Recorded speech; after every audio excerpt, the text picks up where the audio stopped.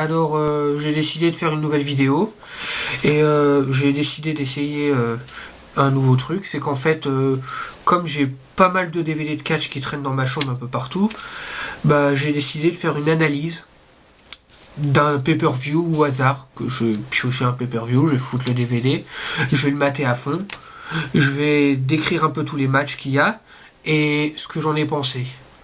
Donc là, j'ai pas pris un pay-per-view au hasard, je me suis dit, comme on est un peu dans...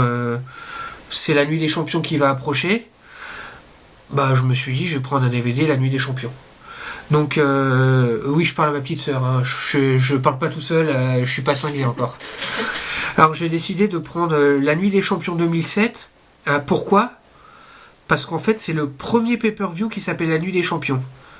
J'explique, avant c'était un pay-per-view qui s'appelait Vengeance. C'était un pay-per-view classique, normal. C'était pas le délire de mettre tous les titres en jeu.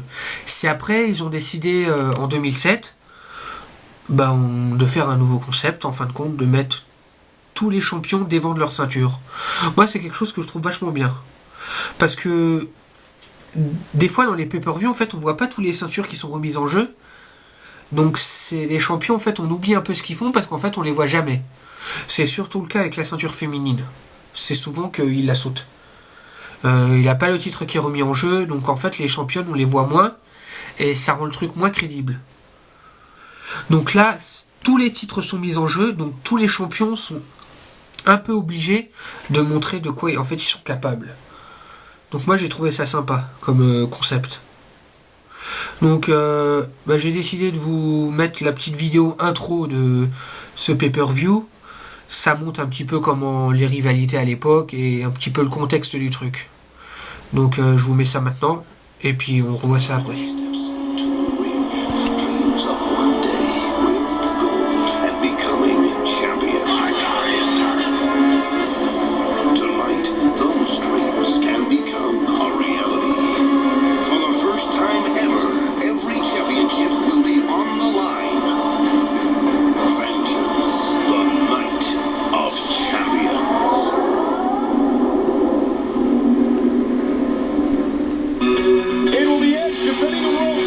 Against Batista in a last chance match. He either gets it or he never gets a shot again. The animal is back into a corner. You don't intimidate me, Batista. I will walk away with the World Heavyweight Championship again. Good luck to you. I refuse to be anyone's victim. Batista bomb! Will that be the fate of X? That vengeance is Batista's last chance at that World Championship. If Batista gets beat, that is it.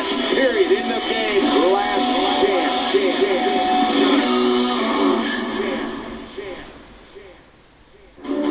I am a champion and I live for the talent. When people mention the name Mick Foley, I want them to remember what they're going to see in that ring tonight. All it's going to take is one RKO. I will defeat them all because I am king of the world.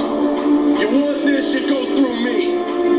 The WWE Championship talent will see John Cena take on Bobby Lashley, Mick Foley, Randy Orton, and listen to this. King the God. Four former world champions gunning for John Cena's WWE title.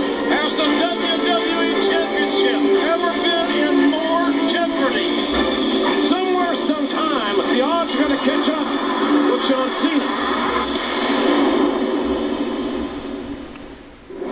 Tonight, one fall to a finish. A last chance match. For the first time ever, every championship will be on the line.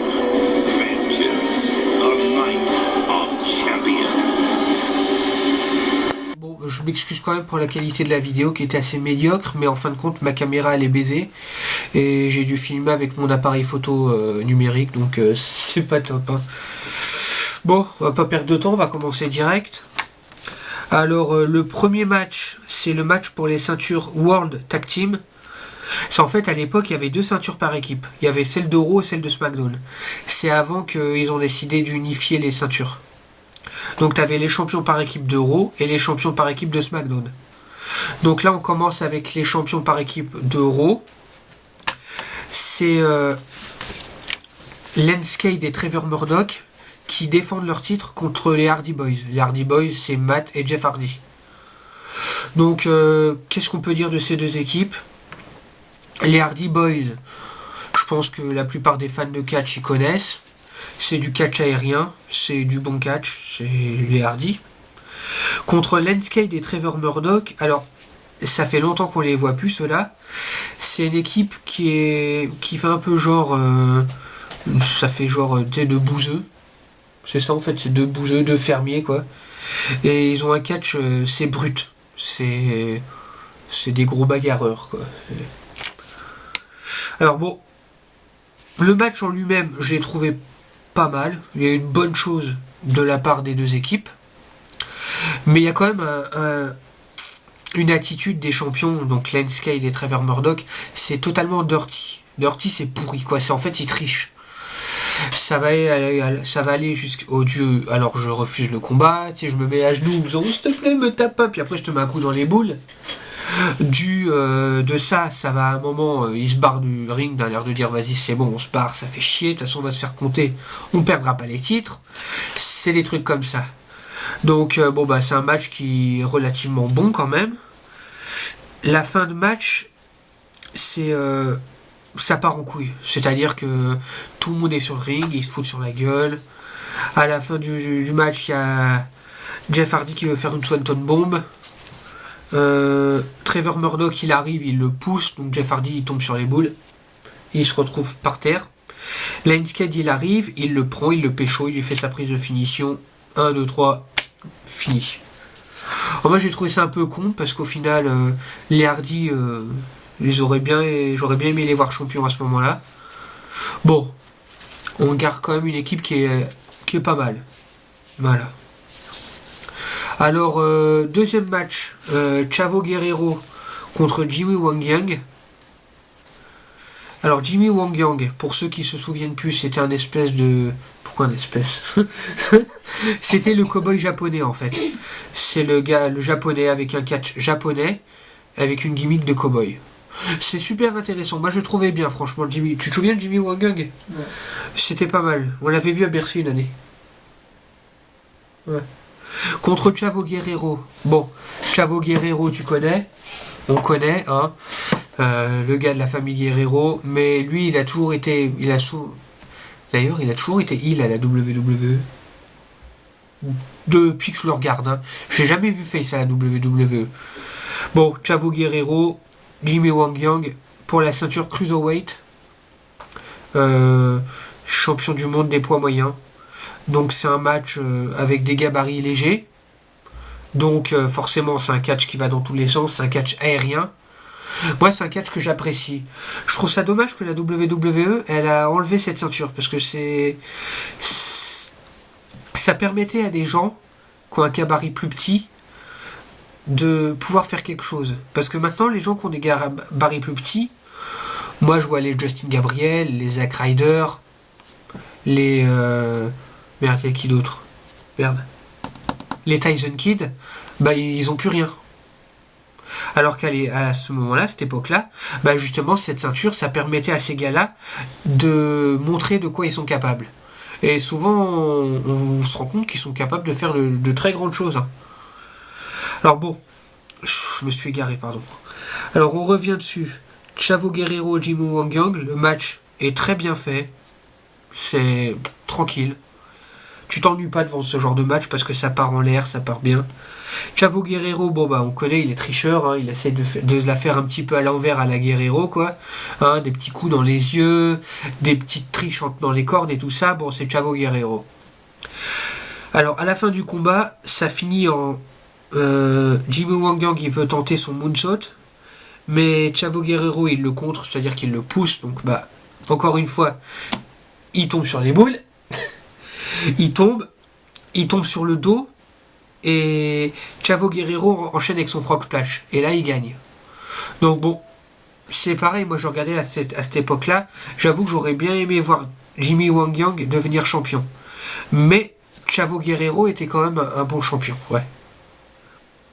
Bon, alors on enchaîne avec le troisième match.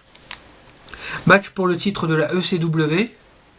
CM Punk contre Johnny Nitro, qui était après John Morrison. Donc c'est un match où le titre, il n'y a pas de champion en fait, c'est le titre était vacant. Donc il y a la ceinture sur le petit présentoir et ça fait du genre le match. Et ceux qui gagnent, en fait, il va avoir la ceinture. Alors je voulais juste préciser le petit point, c'est qu'au départ, Johnny Nitro était pas prévu pour ce match.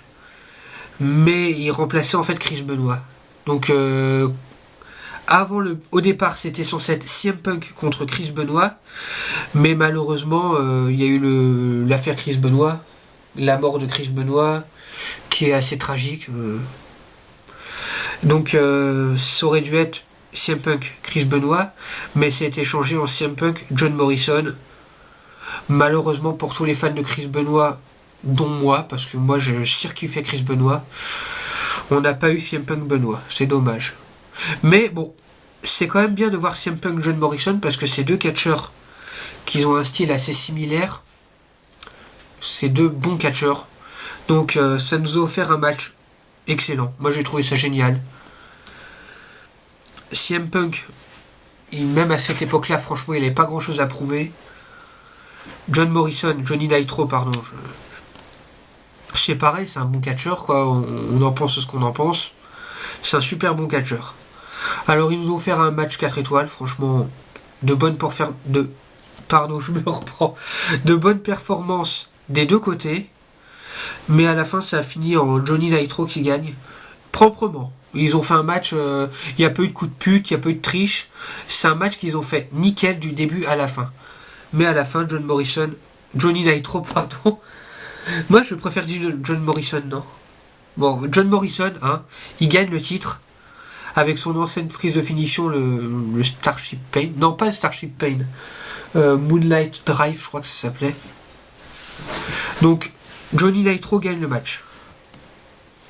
Alors ensuite, on passe au match, le quatrième match, la ceinture intercontinentale, Santino Marella contre Umaga. Santino Marella était à ses débuts. En fait, il n'avait pas encore cette gimmick de complètement con. C'était un catcheur qui était normal. C'était le catcheur italien normal. Il venait de débouler et il était pas mal.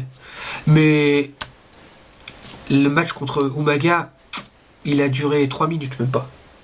C'est-à-dire qu'il s'est pointé, il a essayé de faire une ou deux prises qui a un petit peu marché. Après, il s'est fait éclater la gueule. Il s'est fait défoncer. Il était inexistant pendant le combat. Et au final, ça a fini une fin assez con, parce que Umaga l'a foutu dans le coin et il lui a défoulé des patates. Et l'arbitre comptait 1, 2, t'as jusqu'à 5. Et en fait, ça a fini en disqualification parce que l'arbitre a compté et Umaga s'en battait les couilles. Il continue à taper. Alors, disqualification de Umaga, donc Santino Marella garde son titre. Mais bon, à la fin, Umaga il s'est vénère et Santino Marella s'est fait éclater la tronche pendant 5 bonnes minutes. Il s'est pris 2-3 prises de finition, le Samoan Spike, le coup de cul dans la gueule, c'est quand il est dans le coin, et il s'est fait démonter la gueule. Bon. Alors, on va pas enchaîner, voilà, ça a duré, on va pas s'éterniser dessus, hein. Je vais enchaîner avec le 5e match. Le match pour la ceinture des États-Unis. MVP contre Ric Flair. Alors c'est un match qui est un peu... Moi j'ai trouvé mou, parce que bon, c'est Ric Flair. C'est son catch old school, hein, de la vieille école. C'est-à-dire qu'il va installer pendant tout le match un peu taper dans les jambes, histoire de faire sa prise en 4. MVP de son côté fait de bonnes choses, mais... Il était là depuis pas très longtemps et il était encore assez débutant, on va dire. Donc il faisait des choses assez brouillons, je trouve. Alors bon, le match, voilà, moyen. Moi j'ai trouvé moyen. Lent. C'est un match qui... ouais. À chier. Voilà, à chier. Enfin, pas terrible. Et en plus, ça a eu une fin, je dirais, une fin bitée. Parce qu'en fin de compte, il y a eu un truc dans les cordes. Et alors MVP a fait sa Ric Flair, hein.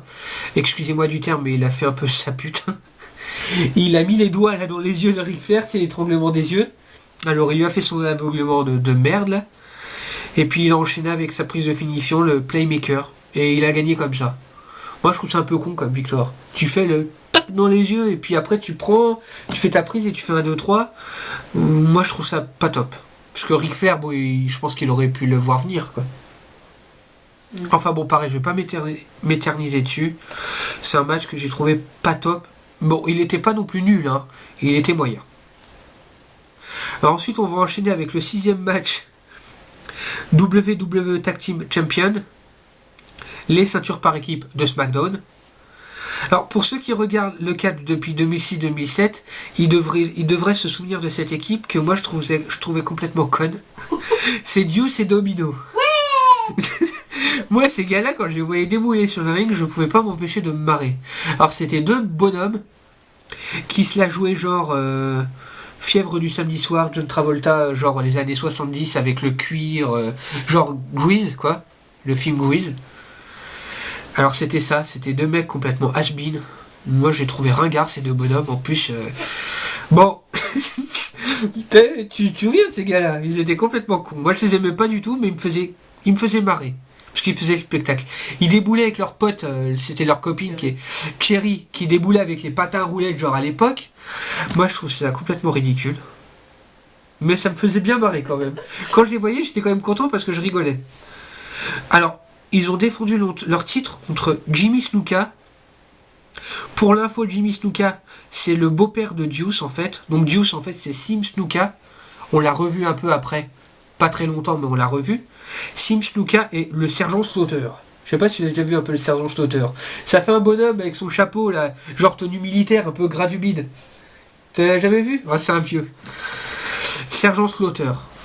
Alors bon, moi quand je vois un match avec des catcheurs qui sont récents, qui sont dans le coup, contre des vieux de la vieille comme ça, c'est pas vraiment un match, moi j'appellerais ça plutôt une exhibition. C'est pour faire un peu plaisir aux gens qui revoient un peu Jimmy Snuka et Sergent Slaughter. Alors le match en lui-même, c'est une exhibition, hein. Ils mettent un petit peu en avant les vieux, excusez-moi du terme, hein. Ils mettent un petit peu en avant les anciens. Mais à la fin du match, on sait très bien ce qui va se passer. Deuce et Domino ont gardé leur ceinture. Fallait s'en douter. Hein. Donc, bon, je vais passer. Je vais finir là-dessus. Je vais passer au match suivant. Ah, le match Batista. Ouais. Contre Edge. Ouais. Voilà. Alors, le match de Batista contre Edge, je vais un petit peu expliquer le contexte des choses. C'est qu'en fait, Batista était champion du monde jusqu'à WrestleMania 23. À WrestleMania 23, Batista a perdu son titre contre l'Undertaker, donc l'Undertaker a conservé sa série, sa streak. Ensuite, l'Undertaker n'a pas gardé son titre très longtemps, parce qu'au final, il s'est fait blesser par Mark Henry. Et quand il s'est fait blesser par Mark Henry, Edge s'est pointé avec sa mallette Money in the Bank, il l'a encaissé, et il est devenu champion du monde poids lourd. Alors ensuite, il y a eu le truc, Batista s'est pointé, a dit attention Edge, toi, je vais récupérer mon titre. En gros, je vais te niquer. En gros, je vais te péter la gueule, t'es qu'un bleu, t'es champion depuis pas longtemps, je vais te péter les dents, je vais récupérer ma ceinture. Avec un ATC en prime. Voilà, alors bon, il y a eu plusieurs matchs de pay-per-view, Batista contre Edge, et ben c'est Edge qui a gagné à chaque fois. Alors il y a eu des fins bien, des fins réglementaires, et il y a eu des fins bitées avec une disqualification. Bon, alors à chaque fois Batista réclamait un peu son match retour parce que le final, la fin était bitée, mais là il y a eu un truc, c'est que si Batista perd contre Edge, il aurait plus de chance. Tant que Edge garderait son titre, Batista n'aurait plus de chance pour le titre. Donc c'est en gros Batista il est obligé de gagner parce que sinon il l'a dans le cul. Voilà. Alors le match, franchement, il n'y a rien à dire. Le match, franchement, moi je trouve que Batista Edge à chaque fois, ça envoie du lourd. C'est du bon catch, c'est du bon niveau. Batista, moi voilà, c'est mon catcheur préféré, donc il n'y a rien à redire. J'adore ce gars. Edge, pareil, c'est un de mes préférés. Je suis juste dégoûté qu'il soit plus là maintenant. Alors bon, le match est quand même déroulé en deux parties. La première partie, c'était un match normal. Hein. Les deux ont chacun de leur tour un peu dominé l'autre. Mais à la fin de la première partie de ce match, il y a eu en fin de compte Batista, il a pris vraiment le dessus, il a commencé à lui mettre sec. Et Edge a décidé de pas s'emmerder, il a pris son bras et a fait bouh dans les boules. Dans les boules à Batista, sous les yeux de l'arbitre. Hein. Donc l'arbitre a fait attends, non, je te disqualifie. Edge, il était content, il a dit ouais, j'ai perdu mais je garde mon titre, je m'en bats les couilles, si on peut le dire. C'est plutôt les couilles à Batista là qu'il a battu. Pardon. Alors il a commencé à partir, et tout d'un coup, qu'est-ce qui s'est passé? Roulement de tambour. Théodore Long s'est pointé, il a regardé Edge, il a fait toi, non, c'est quoi ça? Il a fait toi, tu retournes dans le ring, je redémarre le match, et si tu fais ton gars là qui perd par disqualification, et ben c'est Batista qui prend le titre. Donc du coup Edge, il était dégoûté, Batista était content quand même, il est reparti dans le ring, Batista a commencé à lui allumer la gueule. La deuxième partie du match, en fait, c'était un peu à sens unique. Batista lui a démonté la gueule. Et à la fin, ça a terminé en dehors du ring. Batista l'a pécho. Il lui a mis une Batista bombe dans la gueule. Edge était KO sur le ring. Et le temps qu'en fait, Batista, il prend Edge, il le relève, il le remet sur le ring. Ben en fait, l'arbitre a eu le temps de compter jusqu'à 10.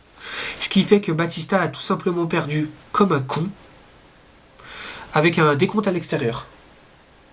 Donc Batista a baisé sa dernière chance de devenir champion du monde poids lourd avec un décompte à l'extérieur.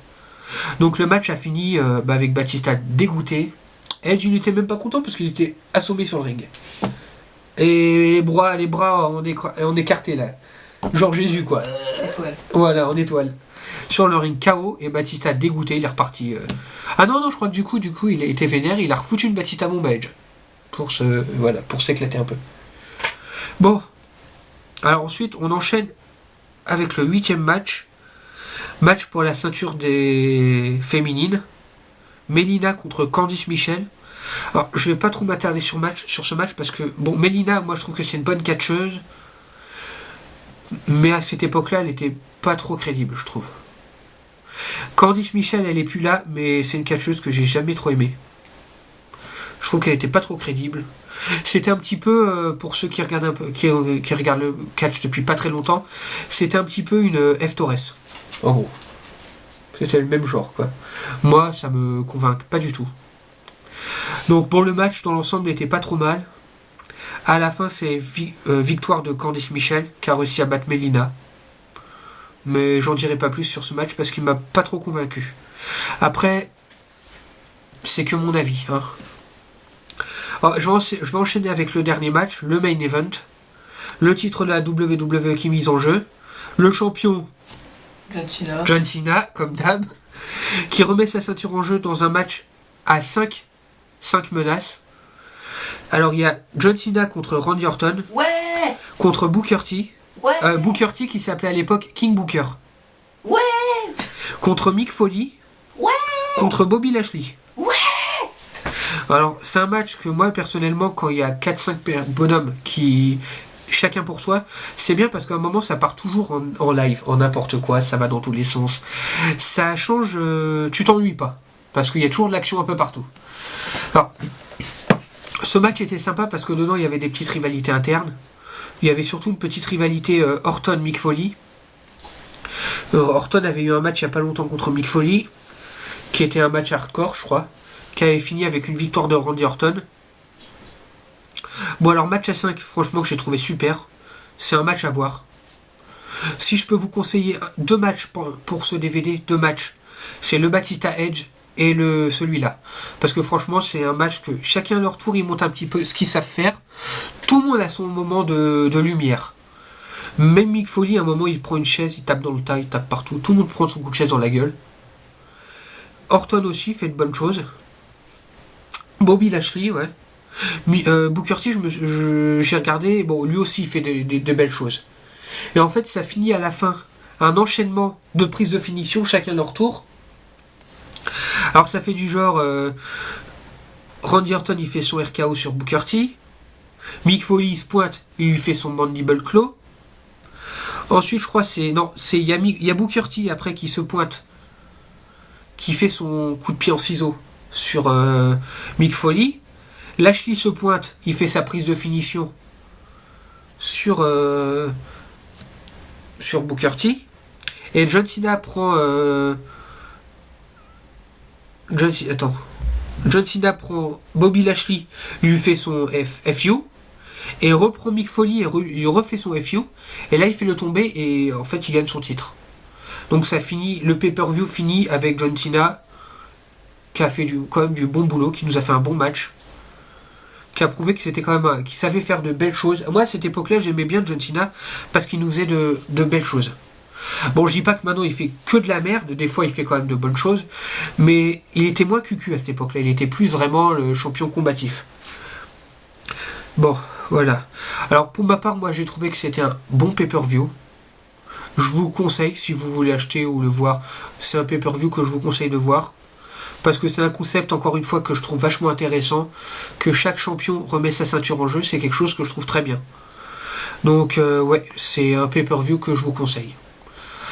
Alors, si vous avez trouvé cette vidéo intéressante, si vous avez des pay-per-view que vous voulez que je regarde et que je vous commente, il n'y a pas de souci, vous pouvez laisser un commentaire, commente-moi ce pay-per-view, ou voilà. Si vous avez trouvé cette vidéo bien, vous pouvez vous abonner à ma chaîne en bas. Et bah, je vous dis à plus. Ciao.